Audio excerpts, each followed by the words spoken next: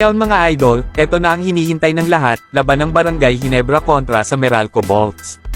Unang basket mga idol ay mula sa Meralco Bolts, isang two-man play between Chris Banchero at Brandon Bates. Matapos magbigay ng isang magansang pasa itong si Banchero ay basket naman ang kanyang isinunod, 4-1 para sa Meralco. Maaga pa lang mga idol pero napahiga na naman itong si Cliff Hodge, talsik nga ito matapos matamaan ang kanyang mukha, tinamaan nga ba talaga, o acting na naman?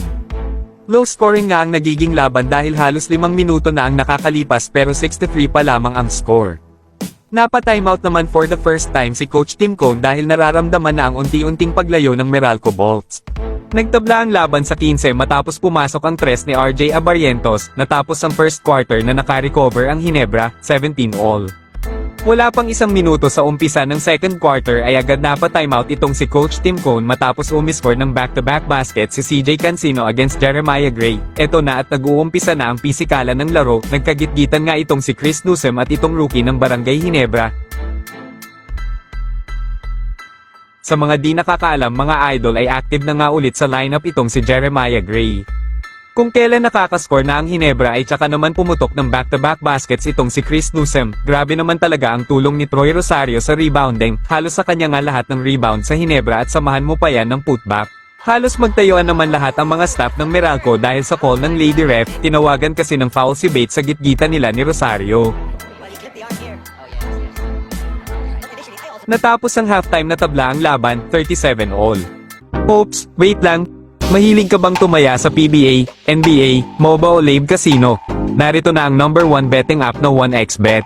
Hanapin mo lamang ang aking link na nasa comment section at pwede ka na mag-register gamit ang iyong phone number o pwede din ang iyong email, basta huwag kakalimutan ilagay ang promo code na MAMBO7 para may bonus ka kagad up to 6,600 pesos. Pumusta nga ako ng 20,000 para sa Lakers kanina at 25,000 naman para sa Ginebra sa Game 5 kontra TNT.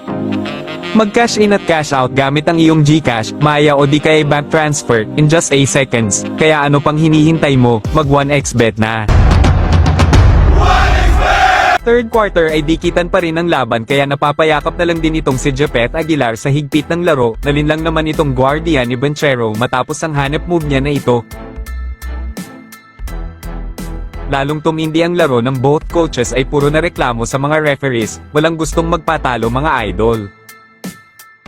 3 minutes 25 seconds remaining sa third quarter ay lamang pa rin ng isang barangay, hindi katagalan ay nalipat ang lamang SS Meralco matapos pumasok ang tres ni Bong Quinto, natapos ang third quarter sa score na 61-56, Meralco Bolts up by 5. Fourth quarter ay umakyat sa 8 ang kalamangan matapos mabutasan ni Justin Rios ang ring, 7 minutes remaining ay unti-unti nang nakakahabol ang Ginebra at naibaba na lang ito sa 4, dive na naman ulit itong si Cliff Hodge pero this time ay di na sa sahig kundi sa crowd naman. Under 4 minutes sa final quarter ay buhay na ang mga fans ng Ginebra matapos magtabla ang laban sa 71, pero agad nakabawi ang Meralco at kumana ng 5-0 run. Tuluyan na ngang natalo ang Ginebra pero may pahabol pa na reklamo si Coach Tim bakit hindi daw tinawagan ng F1 ang play na ito.